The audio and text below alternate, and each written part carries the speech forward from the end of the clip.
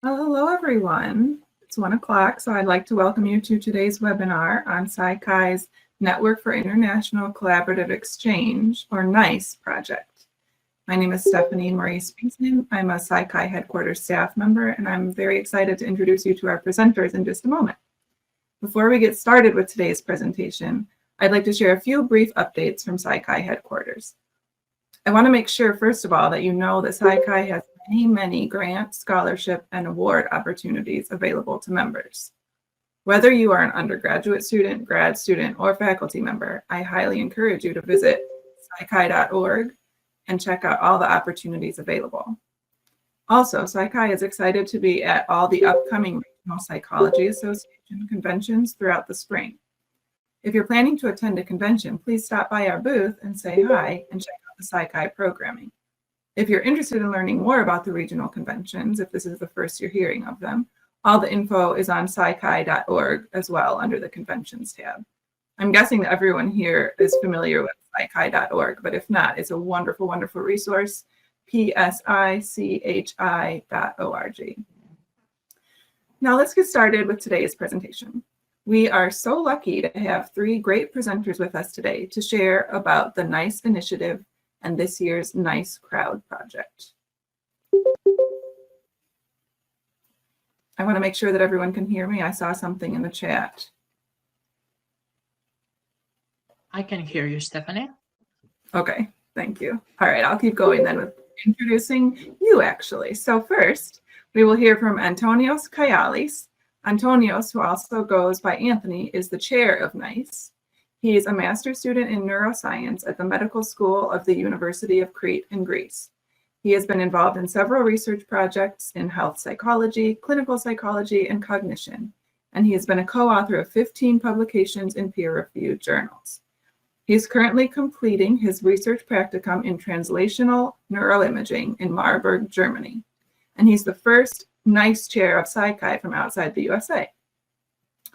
And we also have with us today Dr. Jeff Bednar and Alex Keogh, who are the principal investigators for this year's NICE Crowd project. Dr. Bednar is an associate professor in the management department at Brigham Young University.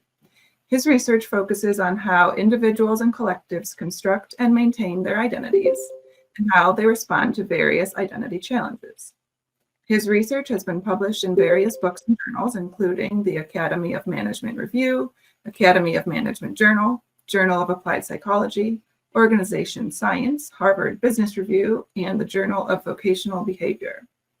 Jeff also teaches courses related to organizational behavior and human resource management and works with organizations and executives wrestling with issues related to their identity and culture. And Alexander Keogh is an undergraduate researcher from Bentonville, Arkansas. He is currently studying psychology and Chinese at Brigham Young University with a concurrent master's degree in professional Chinese language. His travels around the world, including a 2-year mission trip to Taiwan, have sparked his interest in collaborating on cross-cultural research projects. He is the president of BYU's chapter of SciCai and is currently co-authoring projects with professors from BYU, Penn State, NYU Shanghai, UNLV, and MIT.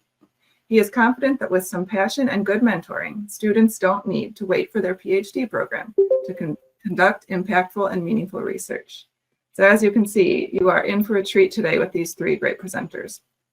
So before I pass it over, I just want to give you a quick overview of what you can expect from the next hour. First, Antonios will provide an overview of the NICE project and will share more information about how you can get involved. Then there will be time for Q&A about that first section. Then Jeff and Alex will share about this year's NICE Crowd project, and that will be followed by more Q&A. So without further ado, I'm working behind the scenes here to pass the mic over to Antonios to get us started. All right, go ahead and welcome everyone. Thank you very much, Stephanie. Can you see my slide?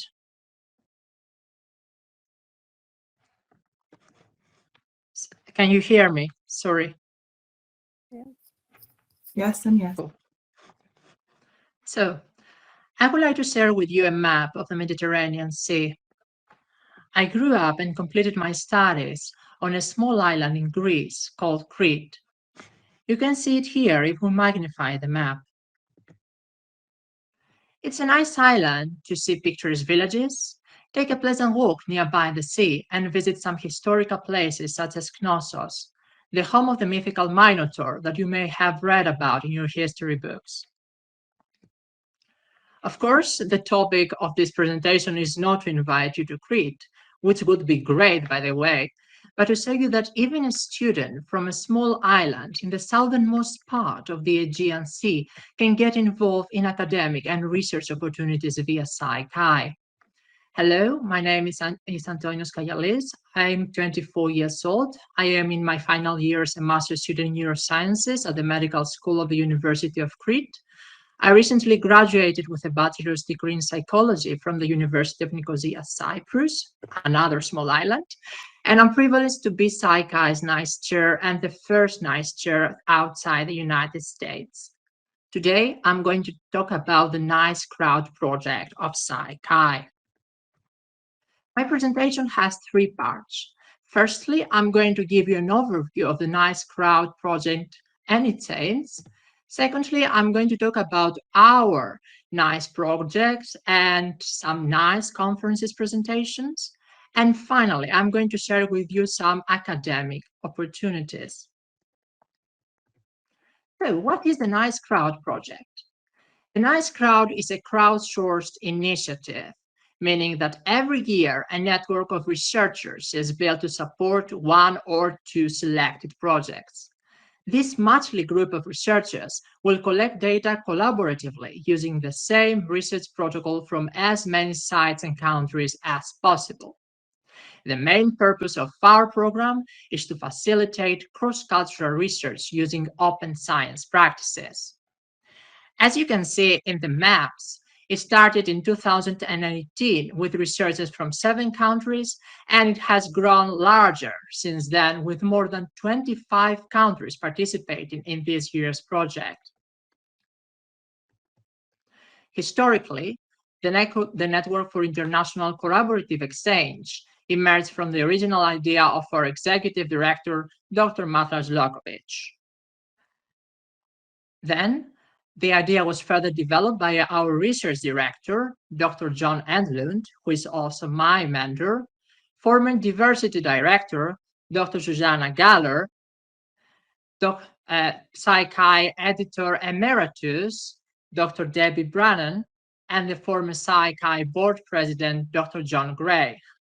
They selected the first NICE chair, graduate student Kelly Kukulo, who established the NICE Crowd protocols as they exist today. In the NICE team, we call Kelly the mother of NICE and Martha and the rest of the group the grandparents of the NICE Crowd project. The NICE program is managed by a chair, historically a psychology graduate student, a past chair, and a committee of volunteers. The role of the chair is to coordinate and supervise the implementation of the selected research protocols in multiple sites and countries. Here are all the previous NICE chairs: Kelly, Mary, Corey, and Megan. The NICE Crowd enhanced the opportunity for all these graduate students to go forward, receive scholar awards, and be accepted to competitive clinical psychology internships. Two of them, Kelly and Mary, are now assistant professors, and in fact, a previous NICE project was a dissertation of Mary. So, what are the annual steps of the NICE Crowd project? Firstly, the NICE chair issues a call for cross-cultural research proposals. The proposals are evaluated by the NICE committee, and 1 or 2 are selected to receive support from Psych-I. Then is the actual implementation of the selected research protocol and the recruitment of contributors. So my work as the NICE chair is to help the principal investigators, Jeff and Alex, build a network of contributors around the world. We give a lot of emphasis on being inclusive, and we always love to have researchers from diverse socioeconomic and cultural backgrounds, and from both small and large universities. Furthermore, we try to democratize the research process as much as possible, and that's why being a contributor and having access to all the research documents is totally free of charge, and no PsyChi membership is required. All the documents of the study are uploaded to the Open Science Framework, which is a free and open source project management tool that helps researchers save, store, and manage their materials. Broadly speaking, the role of a contributor is to submit the research protocol to the Institutional Review Board, widely known as IRB of their university, or an equivalent institutional authority, and translate the measures into the language of interest. After approval, we provide them with a Qualtrics web link to start data collection at their site. If they're interested, they may participate in other stages of the research process as well, but data collection is usually the minimum requirement for co-authorship. In ICE, we do not support that a small group of researchers reserves all the higher authorship spots from themselves. Instead, we use a tier system, meaning that the more somebody contributes to the manuscript, the higher their authorship placement. So, the general aims of the NICE crowd comprise diversity, sustainability, justice, and transparency. The over-reliance of the field on weird samples is well documented. Weird means Western, educated, industrialized, rich, and democratic.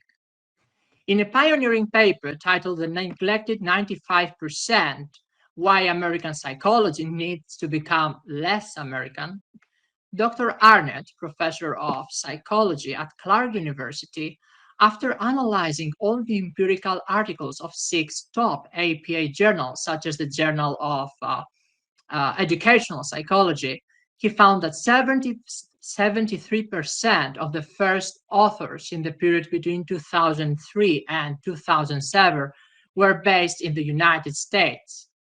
Only 1% of first authors were from Asia or Israel, and no one from South America, Middle East, or Africa.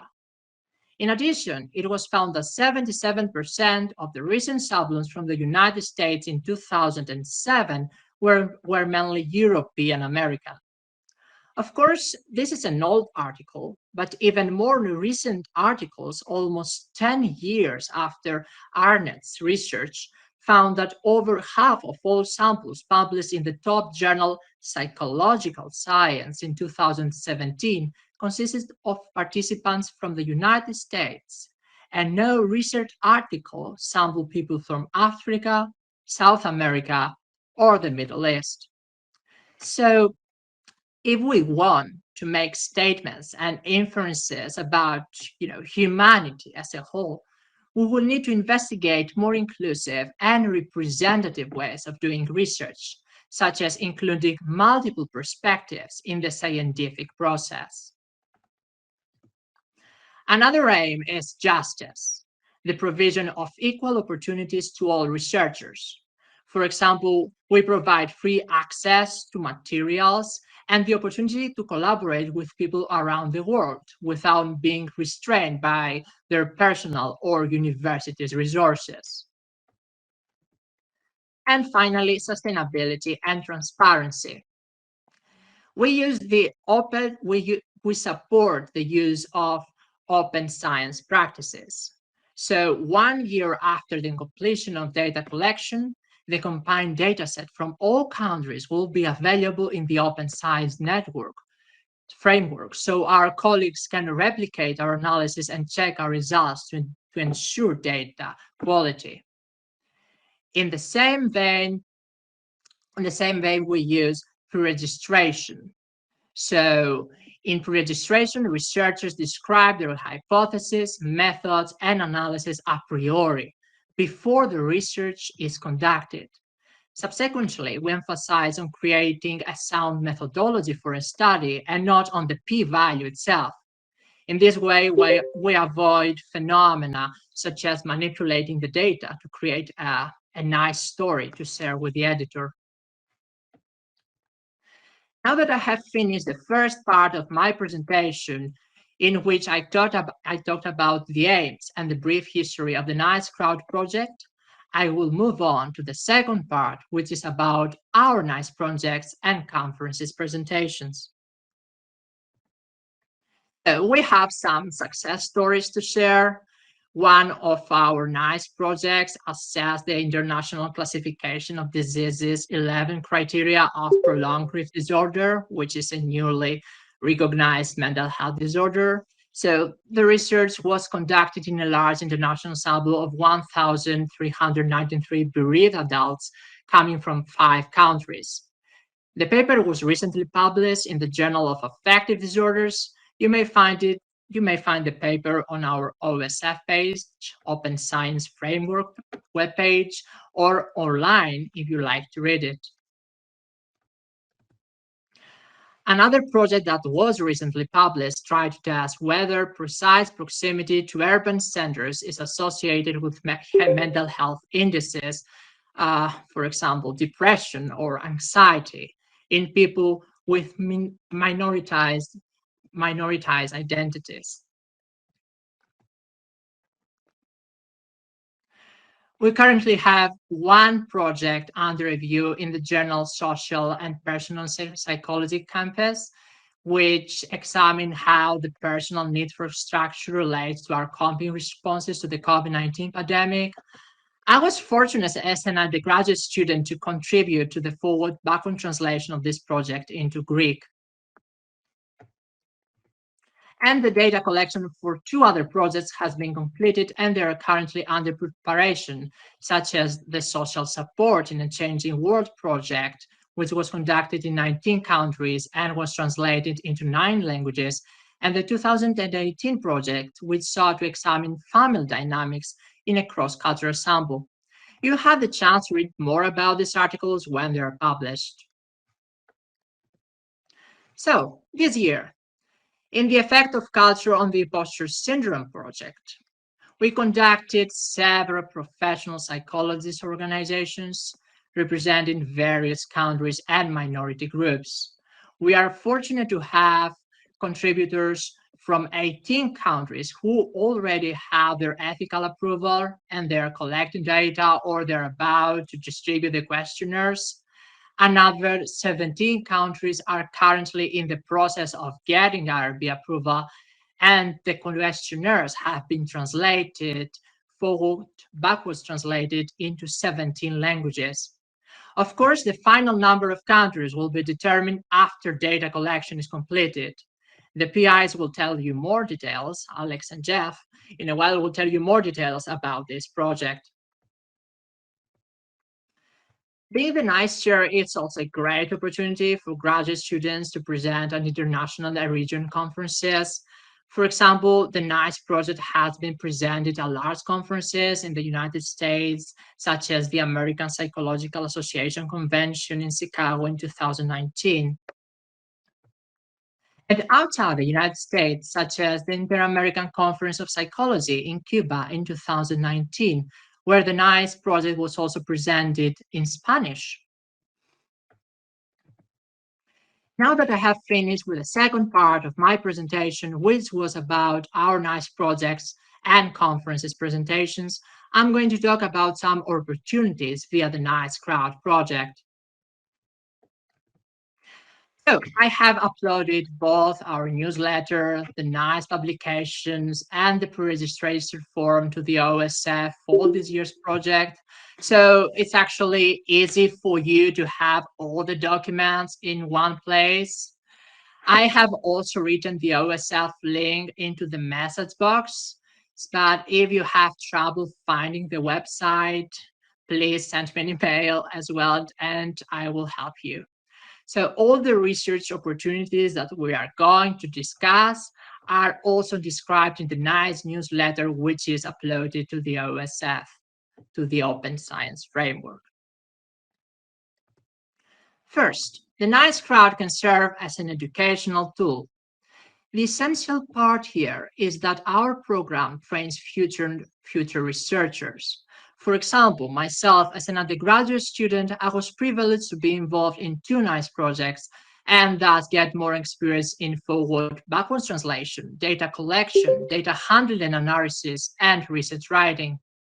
In addition, it allows students to get involved with a group of eminent researchers in the field and be co-authors, which definitely increases their opportunities of being admitted to graduate school. Become a NICE contributor. For this year's project, the effect of culture on the imposter syndrome, the deadline for accepting new contributors is March 7th. So please send me an email if you're interested. Please note that if you're a student, you will need a faculty sponsor to help you with the IRB and supervise the data collection. If you are struggling to find a faculty member, please send me an email and I will try to help you as much as I can. Submit your crowd proposal. Okay, this is a great opportunity to see your research conducted in multiple countries. Again, follow this year's study link to the OSF to find the pre-registration form and send it to the NICE chair email by July 31st. If elected, the next NICE chair will help you build a cross-cultural network of contributors that will collect data based on your research protocol. Become a NICE committee member. So this is a great service to Sci-Chi and a great support for the NICE chair. So faculty members and students out there, please consider applying. Your role will be to rate a set of research proposals to select the next NICE crowd project. You may also participate in data collection of the NICE projects and assist with other NICE related tasks. So if you're interested, please send me your CV by March 17th. And of course, become the next NICE chair. So this is a great opportunity for graduate students. I will describe this job as an extensive training in several important characteristics that a prospective psychologist should have, such as communication skills, project management skills, research skills, and many others. You also get a lot of mentoring experience as you have to guide and help students understand their roles, and you have to conduct and communicate with a lot of people. So it is a great practice. Please answer the following questions about your experience, your knowledge, and skills. You may find all of them in our newsletter, so no worries. It is on the OSF. And send your CV and a cover letter to my mentor, to Dr. John Andlud, by March 17th. So I will be here to help you and guide you in whatever you need. All the other past NICE chairs will be here, and the rest of the Sci-Chi core team will be here as well to help you adjust to your role. And finally, we would love to meet you in person at the MPA conference in April. So follow this link to register to the conference. In conclusion, today we talked about the aims, the history, and the research outcomes of the NICE Crowd project. I also shared with you some NICE-related opportunities. So thank you very much for your attention, and what questions do you have? Please write them down in the chat box, and our executive director, Dr. Marta Zlokovic, will read them out loud, and I will try to answer them.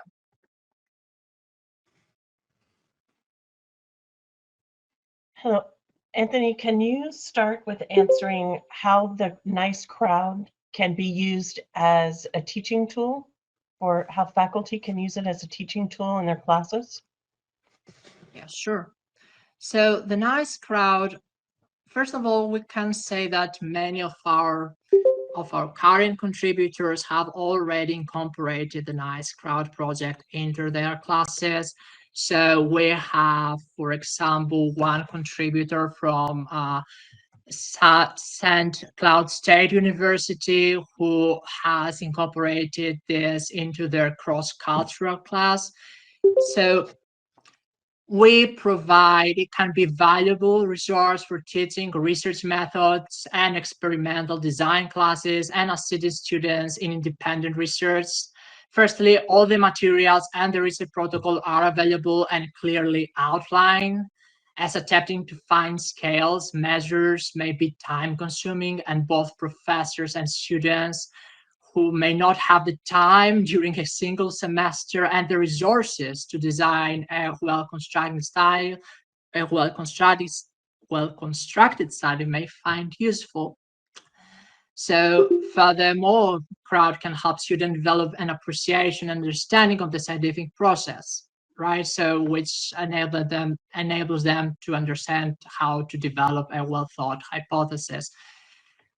So yes, you can use it as an educational tool in multiple classes. I would say our contributor from Serbia will use it as a thesis project for one of their students. They will differentiate the hypothesis. They will add more measures, and they will collect data and use it as a thesis. We have contributors who use it as an undergraduate course and have students collect the data, analyze them, add measures that differentiate the hypothesis of the PIs, and test new things, test new hypotheses. And this is very good for students. And also, I know that one of our previous NICE chairs also completed her dissertation during the NICE Crowd project.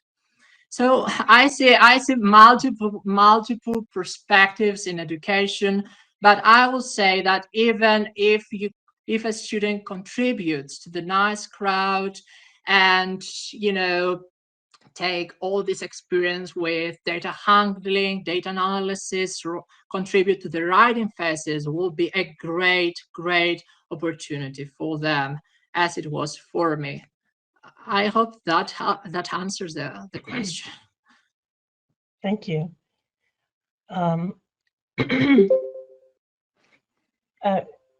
Can you tell me if a student or faculty member has never really used the Open Science Framework, OSF, at all, how you can help them to learn about using it and what the opportunities are there for the Open Science Framework?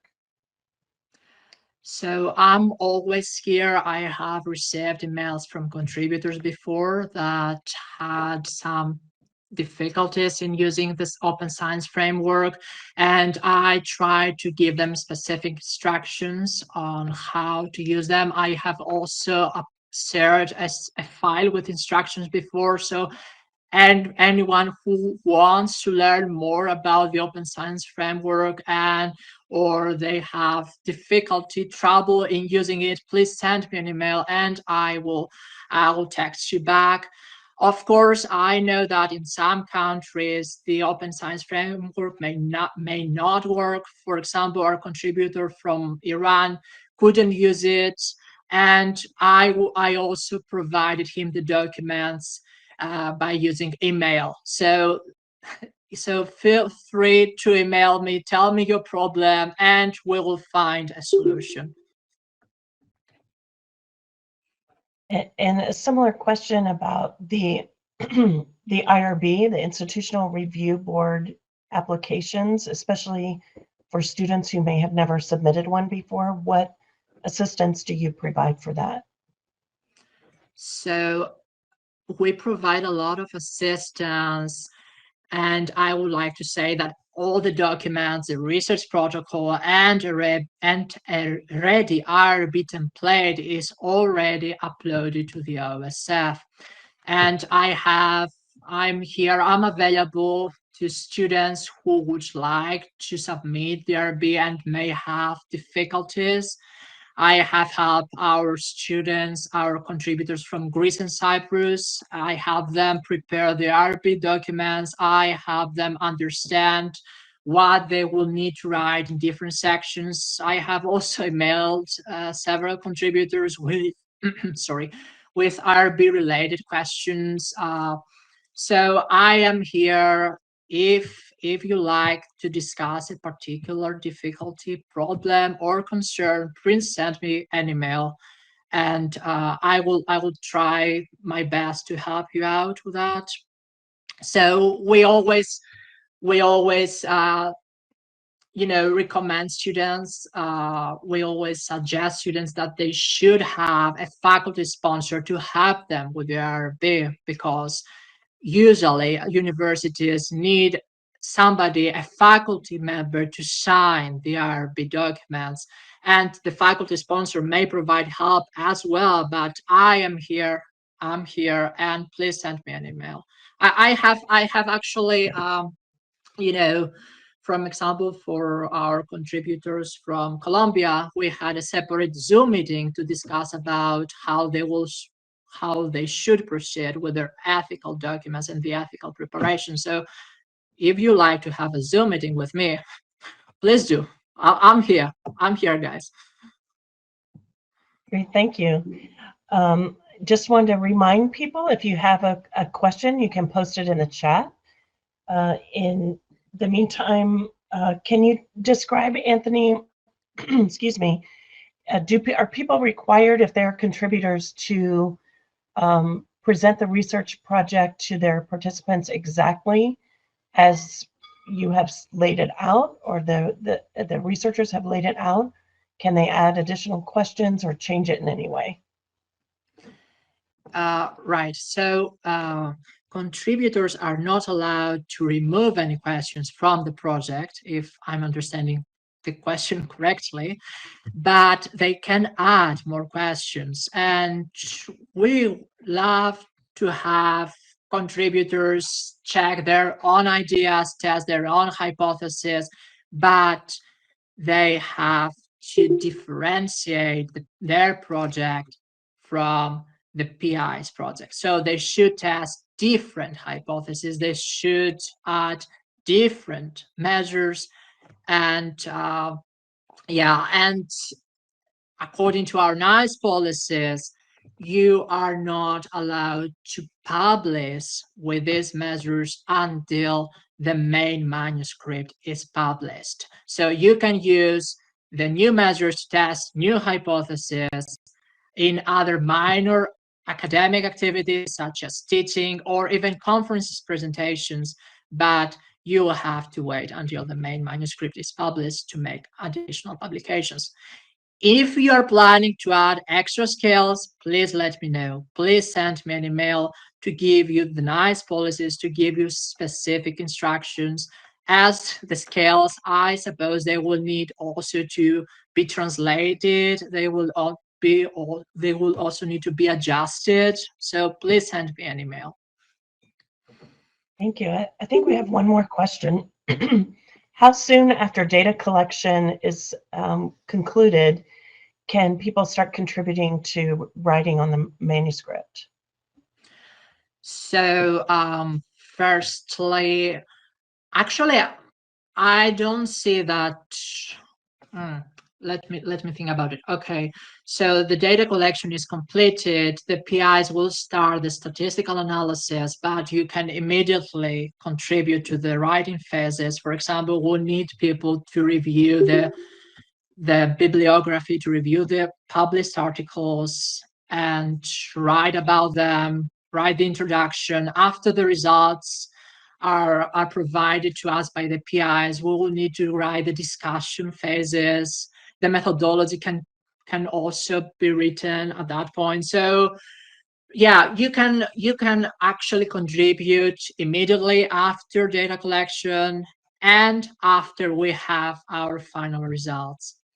So basically introduction, bibliographic, review. That's the first step. Thank you.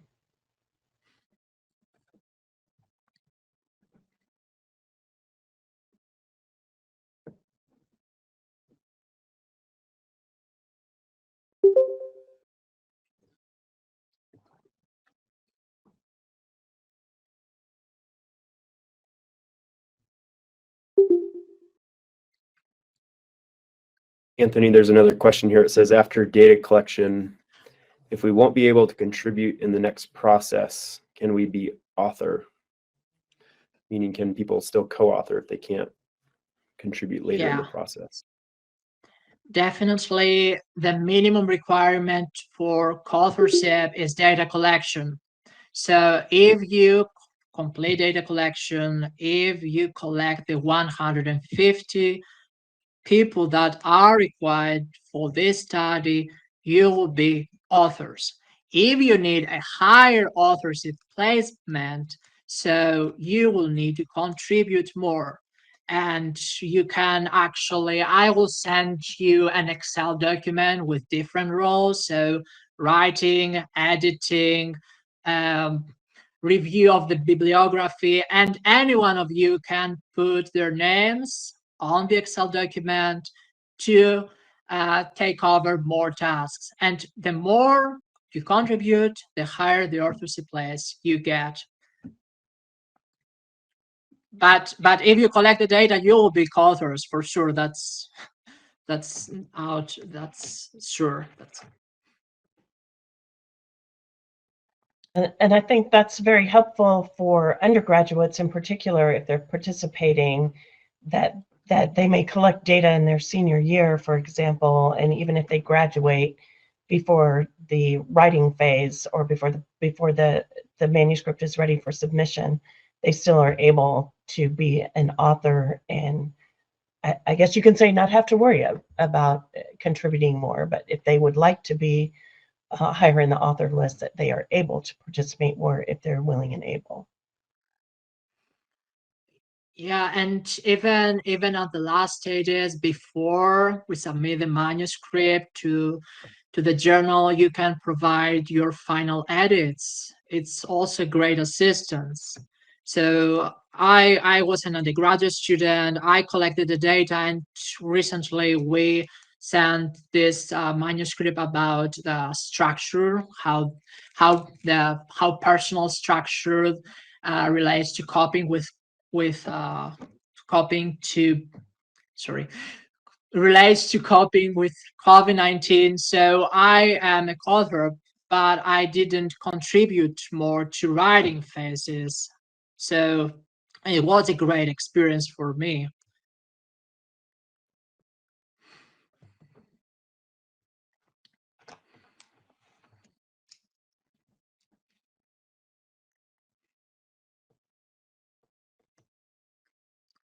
Is there anything else you would like to ask?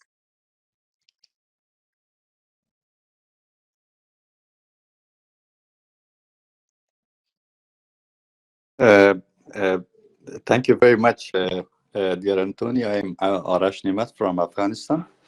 As you know, we have 3% in working in data collection. Is it clear that how much of data collector can be find the chance of co-authorship in the project? Could you please repeat the question? I'm not sure I understand it. I'm sorry for my bad English. As you know, my no, it's totally fine. It's totally fine. Could you please clarify? Yeah.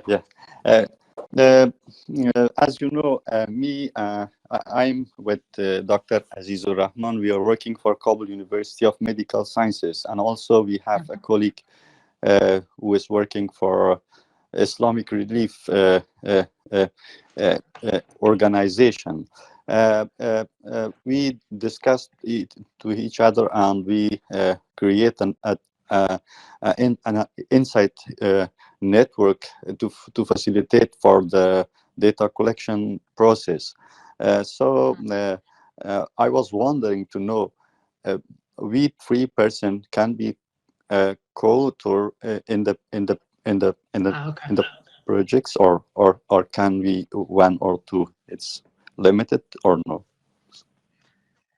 So there is no limitation. Thank you very much for this question, first of all, and thank you very much for your contribution so far.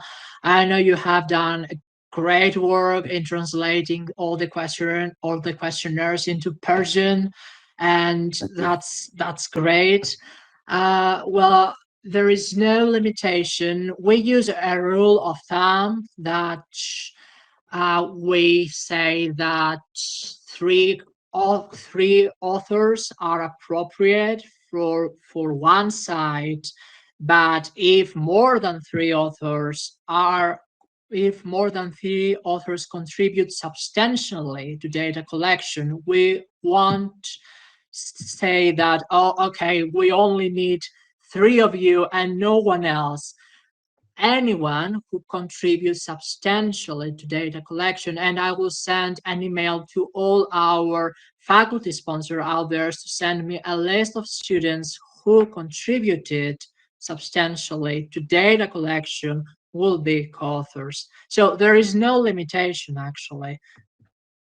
We use a suggested number of people per place, like we expect no more than 3, but if there are more than 3, that's fine.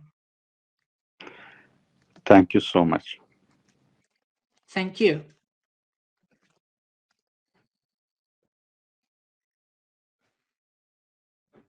Anthony, we might consider moving to the next portion, and the other questions, people can think of them as we're presenting them in our Q&A after we present. They can also present them then. What do you think? Sure. Let's move on then. Alex and Jeff, the stage is all yours. Perfect. Alex, maybe pass me presenter mode here. Yeah, let me pass that to you, Jeff. Okay. You should have it now. Okay, can everyone see our screen? Perfect. Well, first, I just want to say how amazing it is to think we're all over the world and connecting over this project. And want to thank NICE and Sci-Chi for this incredible opportunity.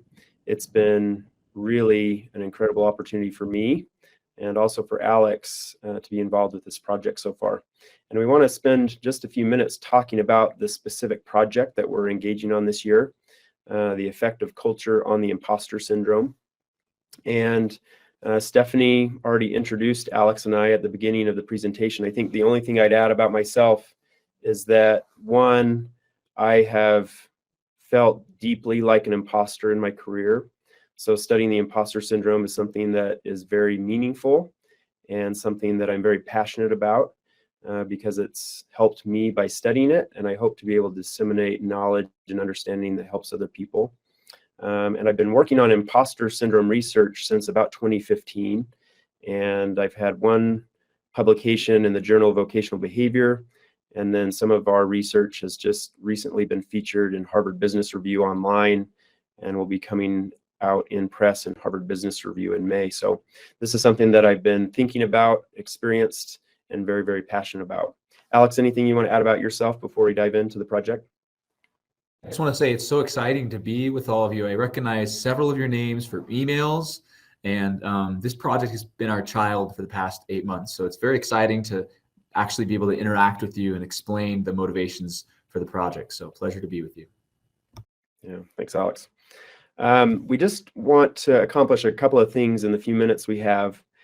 First, we want to talk about the motivation for the project and the hypotheses, the main hypotheses for the project. Then we want to talk about the data collection, analysis, and storage, describe some of our goals and aims for publication, and then introduce you to the OSF website, which is a really important resource for you. So let's dive in and talk just briefly about the motivation for this project. In one of our papers that was published in the Journal of Vocational Behavior, we were studying students that were entering a very elite graduate program. And we found that 1 in 5 of the individuals coming into that program were experiencing very strong feelings of imposter syndrome. So almost one person in every team or group in this particular program was experiencing imposter syndrome. And our university decided to kind of publicize this article that had been published. and they did a non-scientific Twitter poll, and they just asked the general public, have you ever experienced imposter syndrome? And they got over 3,000 responses. Again, it's not a scientific poll, but almost 90% of people said that they had experienced imposter syndrome at some point in their career or in their life. So this is an extremely common experience. As I mentioned before, it's something that I've experienced. And so studying it is something that's deeply passionate for me and something that I'm very excited about.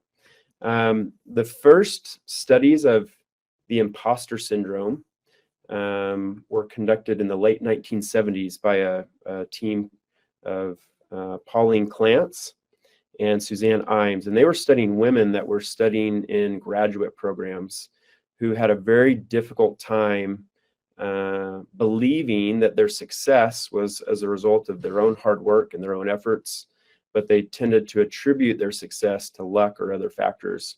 And so they coined this term imposter syndrome in the late 1970s and began to publish research on the imposter syndrome. And much of the research that's proceeded from the work of Clance and Imes has largely viewed it as a dispositional characteristic, something that is a trait-like characteristic.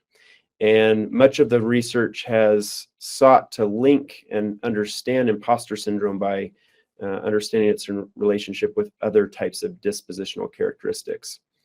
And more recently, my co-authors and I and other researchers have begun to try to conceptualize it less as a dispositional trait and something that is more potentially triggered by situational or contextual factors, and really trying to understand how people can most effectively cope with it. As we've been deeply involved in this literature, one of the things that we've noticed is that there's really not much international research focused on studying the imposter syndrome. I thought Anthony described very well that this is something that plagues psychology research more generally.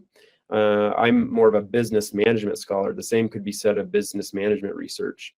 And so I think the biggest motivation for this study is to try to really begin to understand how culture, other cultures, experience the imposter syndrome and how they can more effectively cope with it. So as we think about what we hope to accomplish with this study, first and foremost, we hope to be able to conduct this as the first large-scale international comparative sample that's looking at the imposter syndrome. We hope that through this process, we begin to produce new insights and understanding about the effect of culture on the imposter syndrome, and hopefully produce research, knowledge, and understanding that can ultimately help individuals across cultures cope more effectively with the imposter syndrome, and help managers and leaders of organizations create more effective organizations that will help support and sustain people that are struggling with the imposter syndrome. So I'm going to turn the time over to Alex to describe some of the more specific hypotheses that are a part of this particular project and begin to talk about some of the data collection, analysis, and storage procedures.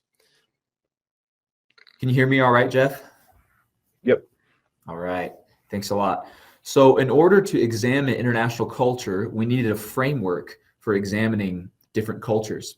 And the framework that we found that's been really successful in predicting a lot of different behaviors cross-culturally is tightness versus looseness, which has been around for decades, but it's been specifically developed by Michelle Gelfand, who's a professor at Stanford, and her colleagues in recent years. And it's been used to predict things like intensity of punishment for norm violation in different countries, the likelihood of stopping COVID-19, the likelihood of participating in risky behavior. So it's very successful in predicting different behaviors. And we thought maybe it can be successful in predicting whether or not people develop imposterism.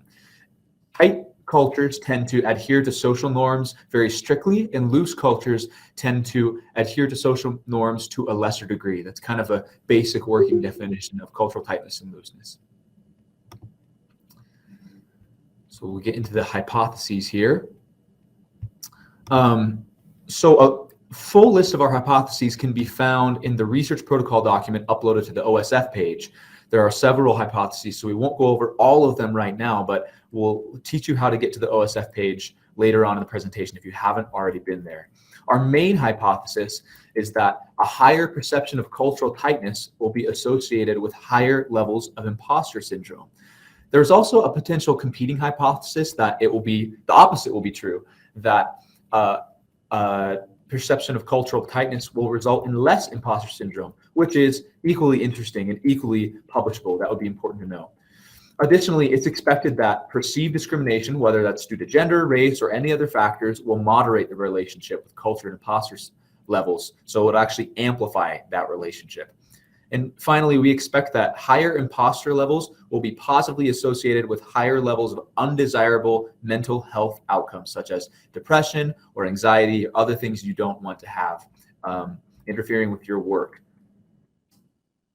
Well, then we can move on to the data collection. So this is a really important part of the presentation and maybe a reason why many of you came. So hopefully you can pay close attention as we cover these topics.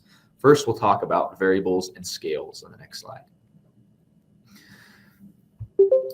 So we don't have time to explain a lot about each variable, but in addition to the primary question that we're asking, which is centered around the effect of cultural tightness and looseness on imposterism, there are several other contextual factors and variables that we are trying to capture with a lot of different measures, which you might have seen on the Qualtrics questionnaire that we've been sending out to each of you. Each of these variables and scales are explained in detail, again, on that research protocol document on the OSF website, but we'll just briefly go over each of them right now. So first is the cultural tightness and looseness phenomenon, which we want to measure by Gelfand's culture scale.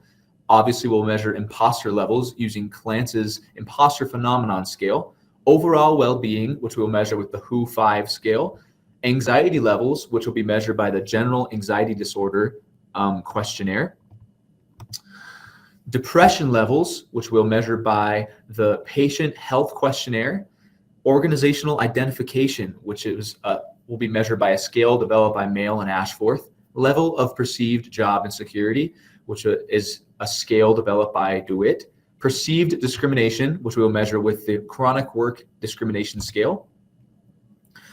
Then we have occupational burnout, which will be measured by the Oldenburg burnout inventory, job complexity, which is measured by a scale developed in the 80s, a role ambiguity variable measured by Rizzo's role ambiguity scale, perceived economic status, measured by MacArthur's SSS scale, and finally, the growth versus a fixed mindset, which is, you might have heard of, developed by a very famous professor named Carol Dweck and her growth mindset scale. And those are all the variables and scales we'll use in the study.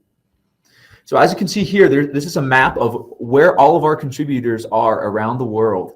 This is very exciting. You know, it's a global, worldwide study. It's groundbreaking. Imposter phenomenon has not been studied cross-culturally in a comparative sense ever before in a prevalent journal, and certainly not across so many countries. So hopefully this can provide some motivation to do your best and contribute to this groundbreaking study.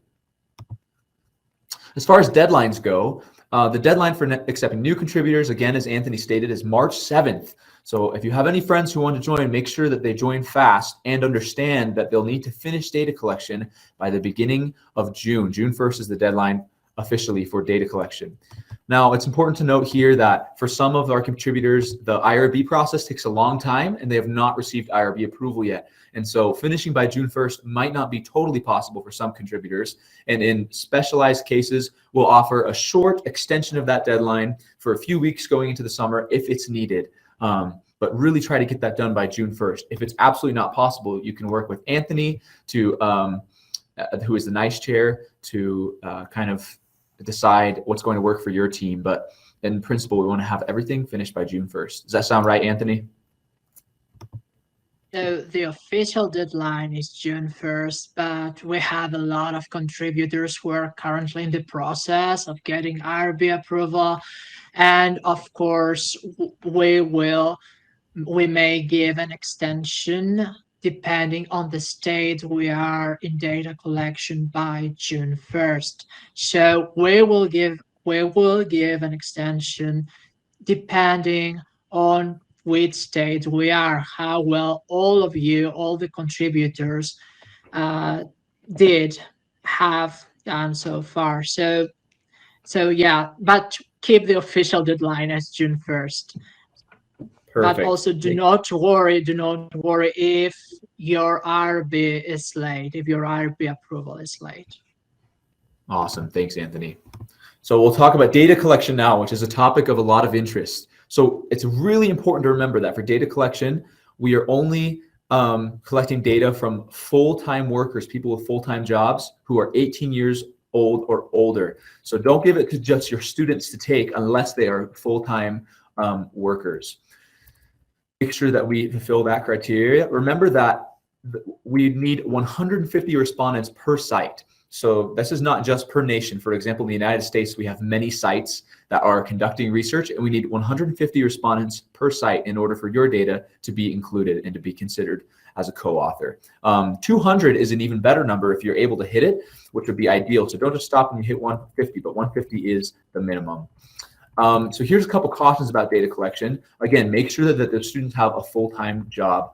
And finally, it might become tempting to go to one organization and ask that organization to fill out your Qualtrics survey 150 times with 150 different workers.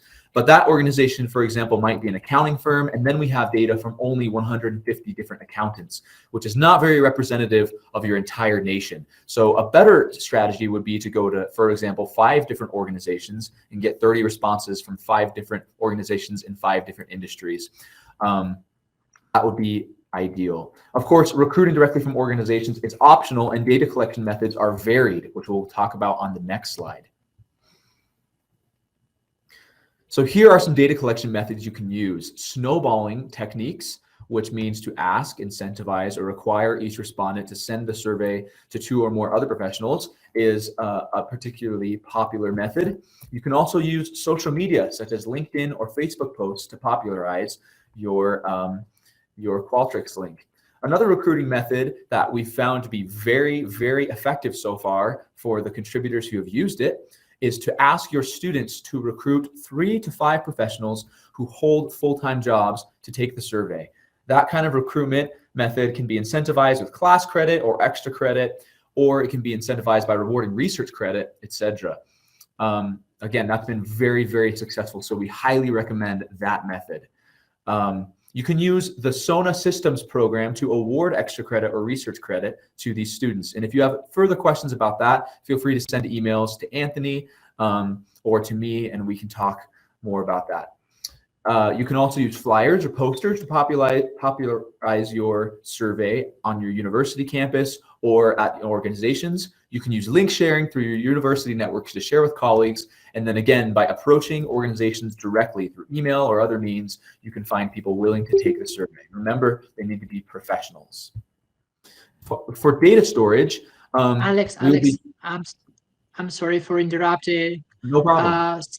So we have a flyer for this year's project with a QR code that participants can scan with their phone. This flyer is already uploaded to the OSF. So if any one of you wants to use it, you will need to translate it into the language of interest. Please let me know, and I will provide you with a QR code to use.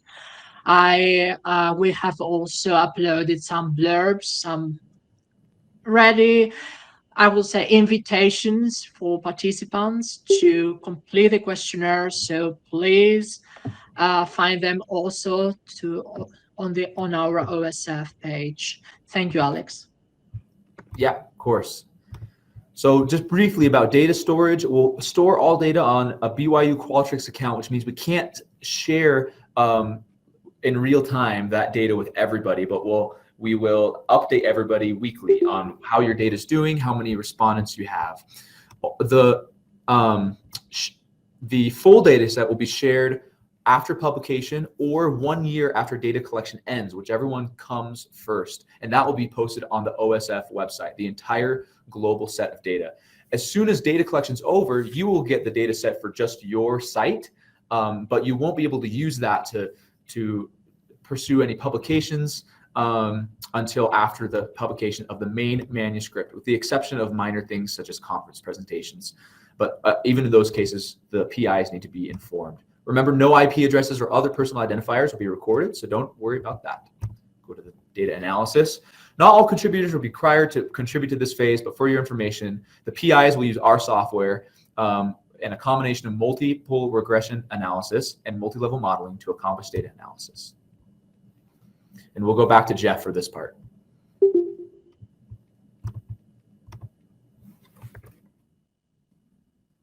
Sorry, I'm running slides and trying to turn my mic on here at the same time.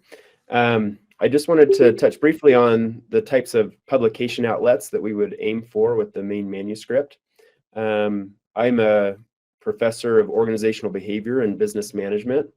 And so some of the potential outlets that we would initially target would be outlets like the Journal of Applied Psychology, the Journal of Organizational Behavior, the Journal of Management, Psychological Science, Frontiers in Psychology, or of Cross-Cultural Psychology, or a journal like International Journal of Intercultural Relations. So we would begin shooting for the top journals in management, and then depending on how the review process goes, choose a different set of journals as we move along. In terms of the publication policy, the policy is that no publication can be made based on the individual data for each country prior to the publication of the main manuscript, although minor academic activities such as conference presentations based on individual data sets are permitted under the NICE policies. The only caveat is that any type of minor academic activity should be made known to the NICE project committee and the NICE project committee chair, and the principal investigators and the NICE committee chair are to be invited as co-authors on that. So lastly, we'll just briefly touch on the OSF website.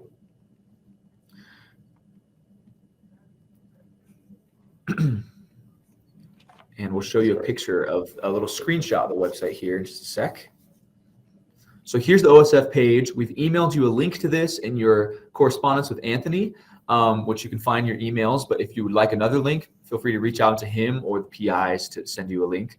And if we want to go to the next slide, we can show you the documents included.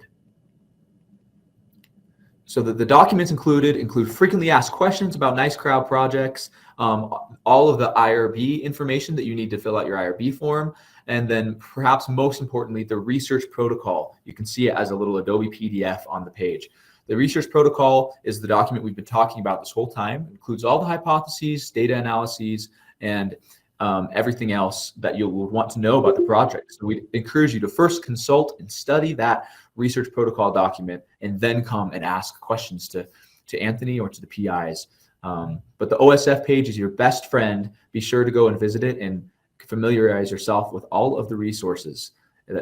Again, the OSF page is also where we will release our data 1 year after data collection or after the first publication of our manuscript comes out. We'll put all of the data on the OSF page to be publicly viewed. And that concludes our presentation up to this point. Looks like it's a few minutes past an hour on the presentation. So if any of you need to leave, that's okay. But we are also here and happy to take just a couple questions to wrap it up. Again, there will be a recording of this posted on the website later. I don't know if you have anything to say, Martha. Alex, there was one question a little earlier about the difference between imposter phenomenon versus imposter syndrome, or if there is a difference between the two. Yeah, those two terms in the literature are often used interchangeably. I know even more recently, there have been publications that have talked in terms of imposter thoughts. So it's not a syndrome that is recognized by the American Psychological Association. So it's not a diagnosed disorder or syndrome, but that was the original term used to describe these thoughts of feeling like an imposter. One reason we might have used imposter syndrome over the other ones is It's in the psychology literature, it's a little bit more frequently used, and especially for international contributors, they might recognize the term more readily. Any other questions you guys have? Yes, I have a question. As you mentioned that the participants must have full-time job. So would it be okay to get the sample from any type of organization like public or private sector organization? Would it be okay? Can you repeat that one more time? My connection kind of Yeah, I'm broke up for a asking second. that. I'm asking that you mentioned in the presentation that the participants must have full-time job. So Yes. I'm asking that would it be okay that if we get the sample from public sector organizations or private organization, would it be okay? Yeah, I think the goal would be to try to get as representative a sample as possible. So if you collect from private or public type organizations, I think either would be fine. We just ideally would not want all the data to come from one organization or one type of role. The goal as much as possible is to diversify and get as representative a sample as possible. Okay, thank you. Yeah, great question.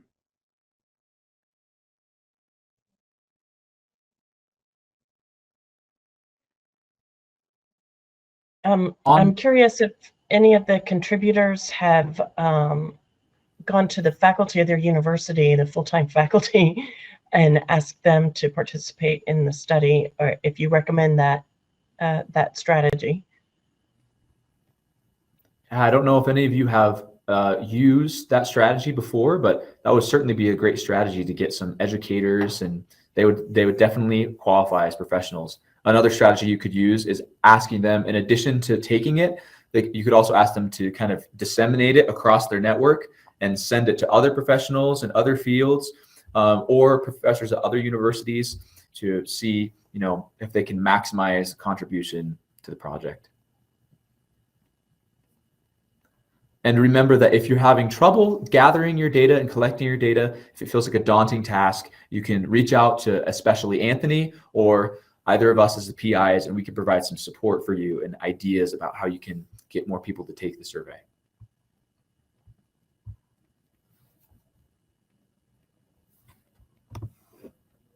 There's a question that says, does this project have a definition of professional?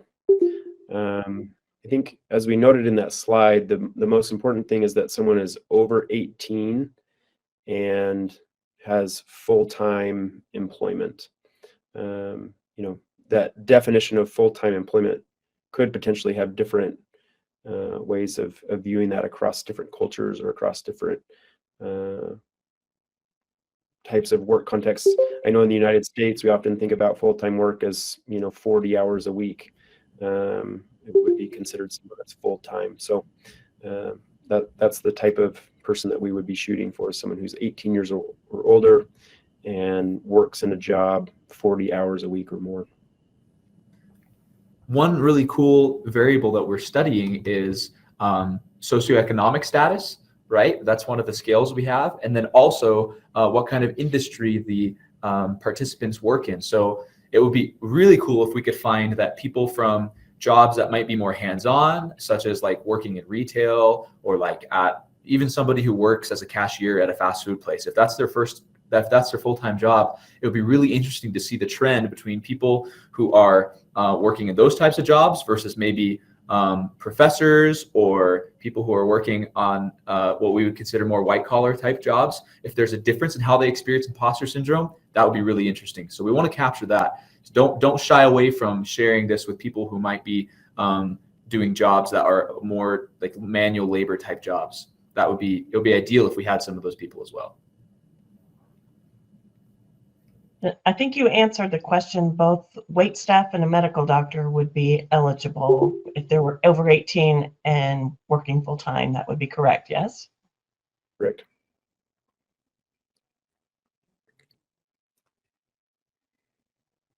Any other questions? If we ask our students to recruit 2 or 3 full-time working professionals, is there a way to track and grant credit in SONA for doing so?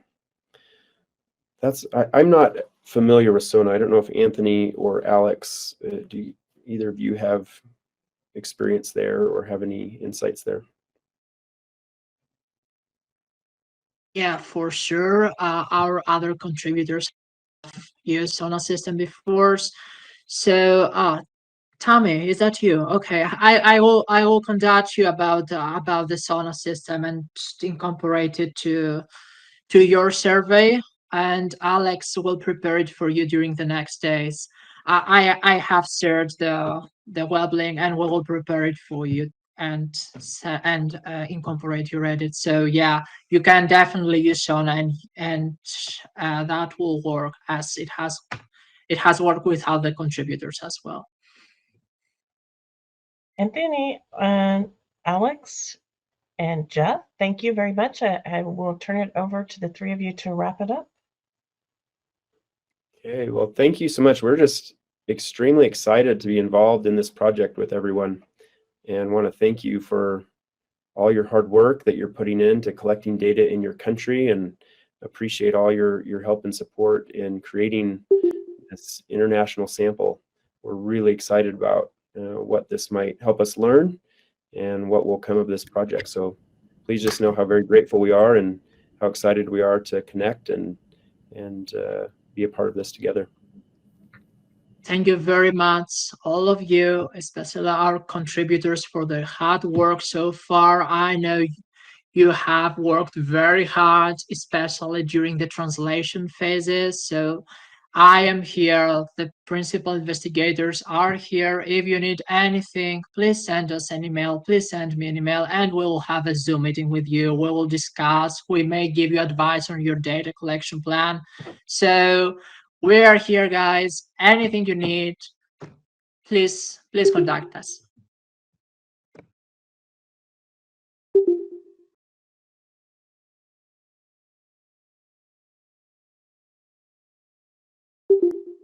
Thank you. Alex, any last words? I think I would just say that we're absolutely in love with this research, and especially doing it across international boundaries. It's such a dream come true for me personally, and for Jeff and Anthony to see this come to life in so many different places around the world. So thank you for your passion for research, and we're excited to keep working with you and share this knowledge with the world. So thanks for being with us. Thank you.